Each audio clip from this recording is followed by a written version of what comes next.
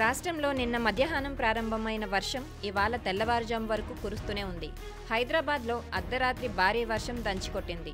రంగారెడ్డి, మహబూబ్ నగర్, నాగర్ కర్నూల్, వనపర్తి, గద్వాల్, నారాయణపేట్, మహబూబ్ నగర్, భద్రాద్రి, కొత్తగూడెం, ములుగు జిల్లాల్లో ఉరుములు మెరుపులతో కూడిన వర్షం కురిసింది.